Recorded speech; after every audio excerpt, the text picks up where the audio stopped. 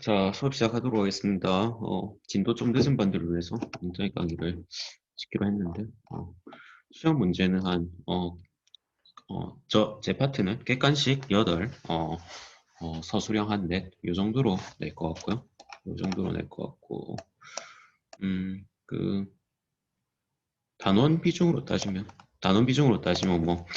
뭐, 4, 2, 4, 2, 4, 2, 4, 2, 혹은 여기서 플러스 1, 아니면 마이너스 1, 이 정도 비율로 생각하고 내고 있습니다. 한 개가 빠지면 다른 데서 한 개 돌아가고 그러니까 비중을 그냥 적절하게 배분을 해서 수업한 만큼 내겠다라고 그렇게 보시면 될 것 같고요. 일단 감상적 읽기 펴보겠습니다. 감상적 읽기. 비판적 읽기는 다 했었을 거고 감상적 읽기 가보시면 감상적 읽기는 추론적 읽기 사추 비감창인데 사추 비감에서 사실적 읽기가 표면에서 드러난 것, 그리고 추론적 읽기가 숨겨진 것, 비판적 읽기가 평가하면서 읽기라고 보시면 되겠는데, 감상적 읽기는 거다 동그라미 쳤습니다.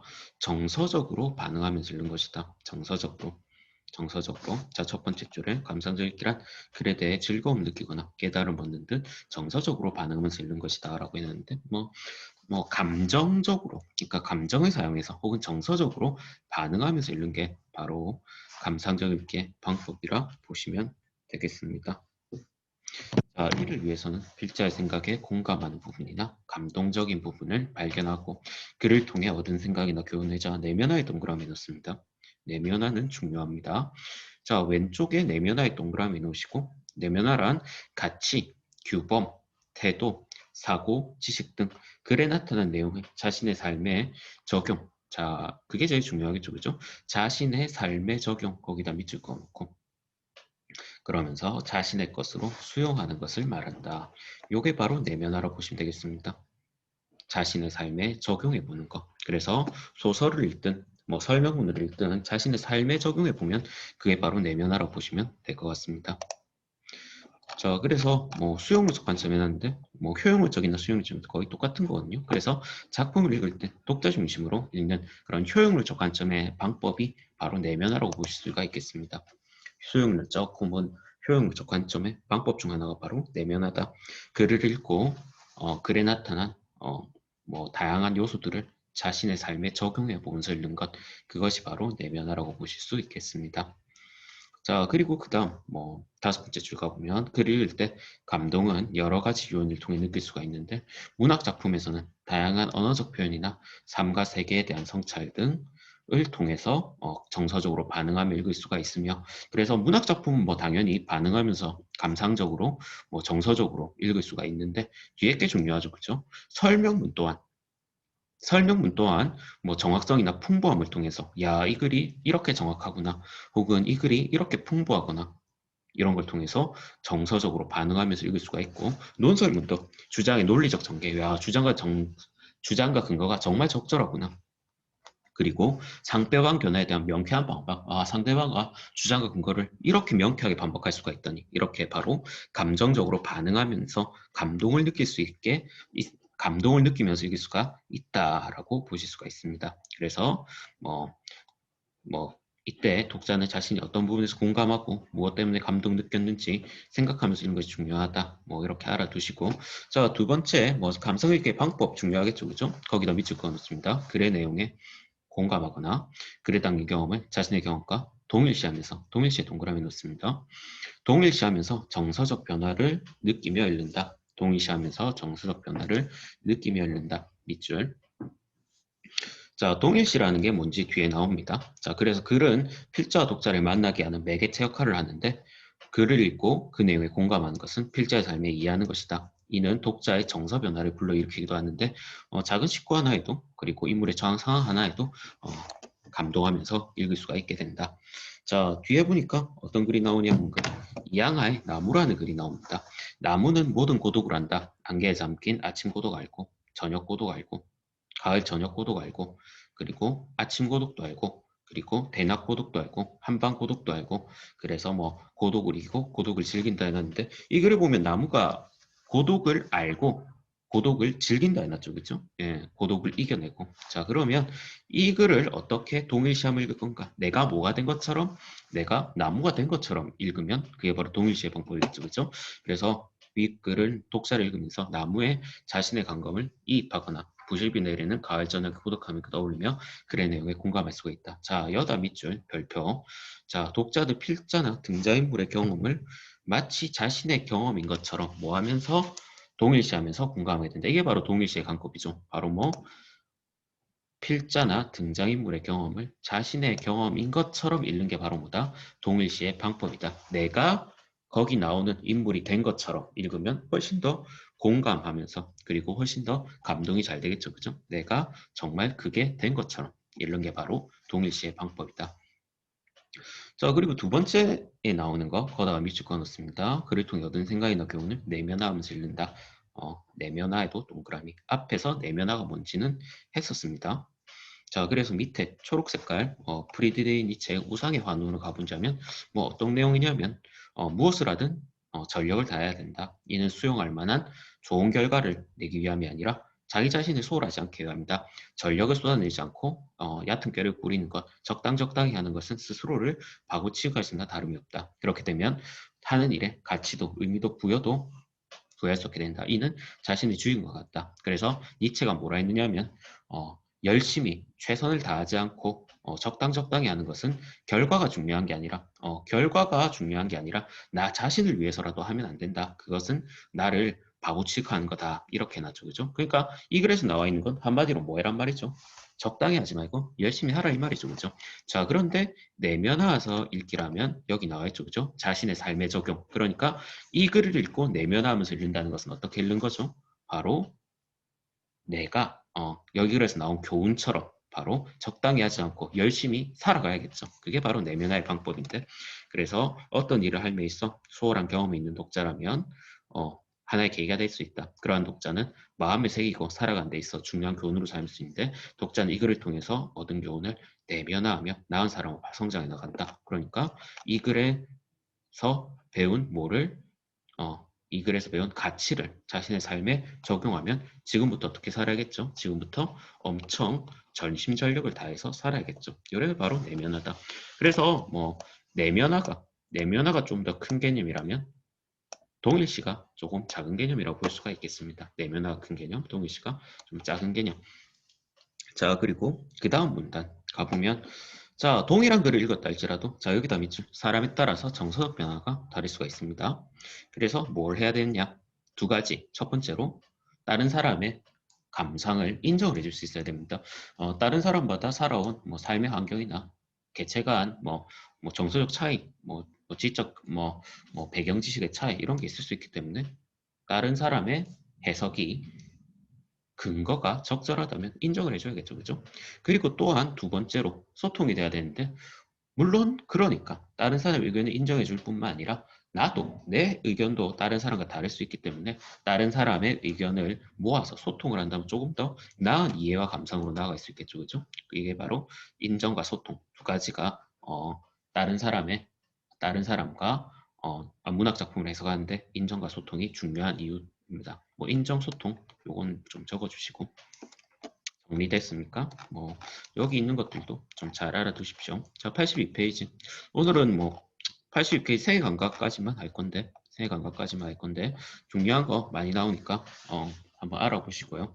자, 그리고 시가 나왔죠, 그죠? 시는 뭐냐면 그 정서를 아름답게 표현해주는 문학이라고 볼 수 있겠습니다. 정서를 아름답게. 그래서 세계 감각처럼 정서가 직접적으로 앞에 드러나기 힘든 그러니까 뭐 기쁘다 슬프다 이런 게 그대로 화자가 기쁘다 슬프다 뭐 미워한다 이런 것들이 우울하다 이런 것들이 드러나 있지 않은 시가 읽기가 힘든 시입니다.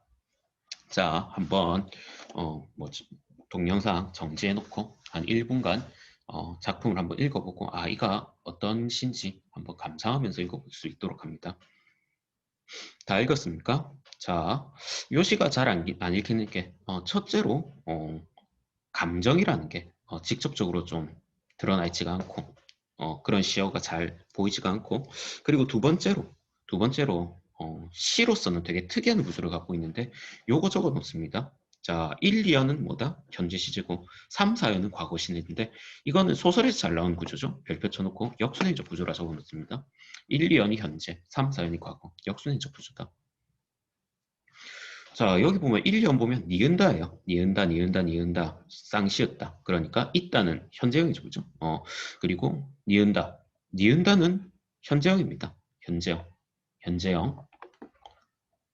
그리고 3, 4연은 과거형입니다. 쌍시였다, 무너졌다, 뭐 갔다, 뭐 주었다 이렇기 때문에 시로서는 상당히 드문 구조입니다. 무슨 행적 구조라고요? 역순행적 구조다. 시로서는 상당히 시로서는 상당히 드문 구조고 특이한 구조다. 역순행적 구조에 별표 쳐놓습니다. 그래서 뭐 순서대로 당연히 읽어야 되는데 1, 2, 3, 4연.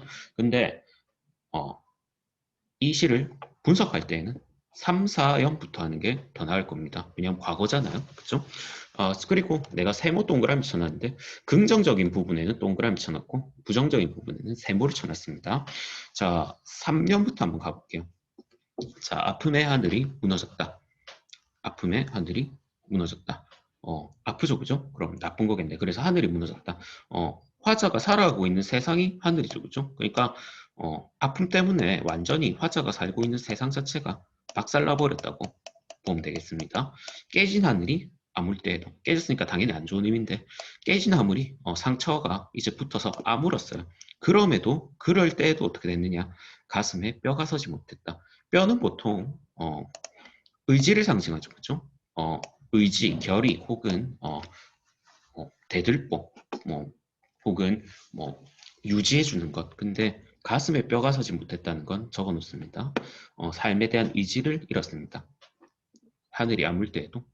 그래서 화자가 가슴에 뼈가 서지 못해서 가슴에 원래 뼈 없지 않나요? 뭐 이런 얘기하는데 이건 비유적인 의미로 삶에 대한 의지를 되찾지 못했다고 보시면 되겠습니다. 뭐 뼈가 없으면 흐느적거리겠죠, 그죠? 슬라임처럼. 그래서 어떻게 됐냐? 푸른빛은 장마에 비가 막 와서 넘쳐흐르는 흐린 강물, 장마가 와갖고 강물이 흐려졌는데 거기에 떠내려와서 황야로 갔다. 황야라는 것은 뭐 풀도 자라지 않는 그런 척박한 땅을 황야라니까 안 좋은 의미겠죠, 그죠? 막 떠내려갔어요. 근데 나는 무너진 뚝에 혼자 섰다. 그래서 뚝이 무너지면 요건 채송하고 뚝이 무너지면 이거죠, 그죠? 예, 막 비가 와갖고 막 흘러내려가는데 이런 절망적인 상황에 혼자 섰는데 갑자기 분위기가 반전되죠, 그죠? 기슭에는 채송화가 무더기로 피어서 생의 감각을 흔들어 주었다. 자, 그렇다는 것은 채송화 나오죠, 그죠? 채송화 보면 이 흙탕물과 대비되게 색이 예쁘잖아요. 근데 이것들이 혼자가 아니라 무더기로 피어 있었다. 자, 채송화에 별표 쳐놓습니다. 자, 그래서 이렇게 무너지는 뚝 앞에 혼자 서서 이런 삶의 의지가 없이 우울함과 절망감에 가득 찼었을 때 어떻게 됐다? 화살표 쳐놓고 생명. 채송화는 생명인데 이런 아름다운 채송화가 무더기로 피어서 자, 동그라미 생의 감각을 흔들어 주었다. 죽지 마. 이렇게 삶에 대한 의지를 나한테 북돋아 주었다라고 보실 수가 있겠습니다. 바로 채송화는 생명이다. 자, 그럼 우울 그거 정말 절망적이었던 화자가 어떻게 되는 거죠? 절망적이었던 화자가 채송화를 보고 삶에 대한 의지, 생명에 대한 의지를 다시 찾은 거죠, 그죠? 3, 4연이 가보면 1년으로 다시 돌아와 보면 여명의 종이 울린다. 그래서 어떻게 된 거죠? 부활했죠, 그죠? 그래서 여명의 동그라미 치고 희망과 부활, 종이 울린다. 울리니까 청각적 심상이죠. 청각적 심상. 그래서 쌤 심상 왜 써요? 라고 한다면 심상은 바로 심상은 왜 쓰냐면 시가 텍스트잖아요. 시가 그러니까 글에 불과한데 글을 통해서 여러분들한테 감각을 전달하기 위해서 쓰는 게 바로 심상입니다. 청각적 심상. 그러니까 여기 보면 이건 글에 불과하죠, 그죠? 그런데 이걸 보면 귀에서 짝짝 소리가 들리는 것 같잖아요. 그러니까 이런 게 바로 뭐다? 심상이다. 청각적 심상. 그래서 심상이 사용되면 시에서 감각을 느낄 수가 있고 심상이 사용되면 뭐다? 감각적이다 라고 볼 수가 있겠습니다. 이 시는 감각적이다. 특히 청각적 심상이 주로 사용되었고 시각적 심상도 있다. 시각적 심상 어디에요? 여기 새벽별이 반짝이고 반짝이려면 눈으로 봐야겠죠, 그죠? 새벽별도 동그라미, 여명에도 동그라미. 그래서 희망과 부활이다. 새벽별도 희망이겠죠, 그죠? 여명이 뭐냐면 여기 뭐 밝아오는 빛 을기여명이라 그러는데 새벽이 지나면 새벽이 끝자락이 되면 해가 돋기 일부 직전에 어둠이 가십니다. 밝아지면서 그걸 바로 여명이라는데 사람들이 같이 산다. 분명히 아까는 혼자 섰는데 사람들이 서로 같이 살아가면서 생명력을 가지면서 활기를 띠면서 살아가고 있죠. 그죠? 닭이 운다, 개가 짖는다. 이것도 활기로 보시면 되겠습니다. 왜냐하면 울고 지르려면 살아있어야 되잖아요. 계속 운다, 짖는다. 이것도 청각적 심상. 그리고 오는 사람도 있고 가는 사람이 있다. 갑자기 이게 왜 나오는지 모르겠는데. 그리고 그건 요기관 말죠. 그죠? 오는 사람이 내게로 오고 가는 사람이 내게서 간다. 자, 오고 가고의 기준이 뭐죠? 나죠. 그죠? 나. 그러니까 내가 존재해야 세상에 뭐가 있다? 의미가 있다는 것을 깨닫죠. 그죠? 그러니까 세상의 기준이 뭐다? 나다. 그러니까 죽을 수가 없는 거죠. 내가 삶에 대한 의지를 되찾고 그래서 내가 존재해야 세상에 대한 의미를 되찾았기 때문에 화자는 이제 살아갈 것이다 라고 보실 수가 있겠습니다. 그리고 여기 대구법도 표시. 대구법이 뭐냐? 그거죠. 그 대구법이라는 것은 비슷한 구를 나란히 쓰는 걸 바로 대구법이란다. 비슷한 대구법. 그래서 내가 존재해야 세상에 대한 의미가 존재하는 것을 알게 되었다. 됐습니까? 그래서 삶에 대한 의지를 잃었다가 다시금 되찾는 과정이 역순회적 구조로 잘 표현되어 있다. 됐습니까? 뭐 여기 나와 있는 거 다 중요하니까 적어두시고 그리고 이것도 중요하겠죠, 그죠? 꼭 적어뒀습니다. 역성의적 구조를 통해 삶에 대한 의지를 갖게 되는 보존 보여준다. 3, 4, 1, 2. 뭐 어떤 사람은 뭐 3, 4, 2, 1로 읽어야 된다던데 그게 뭐 중요한 게 아니라 역성의적 구조라는 게 중요하니까 역성의적 구성 혹은 역성의적 구조. 그리고 두 번째, 다양한 감각적 표현이 사용되었다. 청각이 강하고 그리고 시각도 있었죠, 그죠? 그래서 감각적이다. 이 시각, 심상을 사용해서. 자, 그리고 세 번째, 자연물을 사용해 깨달음을 보여준다. 자연물을 사용해서. 됐습니까? 뭐 채송화 나오죠. 그죠? 특히. 그리고 네 번째, 작가의 체험이 반영되었다. 요거는 뭐 작가가 실제로 뇌출혈을 겪고 거기에 대해서 크게 아픈 다음에 그리고 삶에 대한 의지를 되찾았던 화자의 체험이 반영돼 있다고 그렇게 할 수가 있겠네요. 자, 계약하면 계약이란다. 대면 강의하면 그때 한 번 더 정리를 해주고 하겠습니다. 보면 뭐 반에 따라 진도가 제각각인데 일단 한 번에 강의를 찍었습니다. 뭐 필요한 부분만 보시면 될 것 같네요. 오늘은 여기까지만 하겠습니다.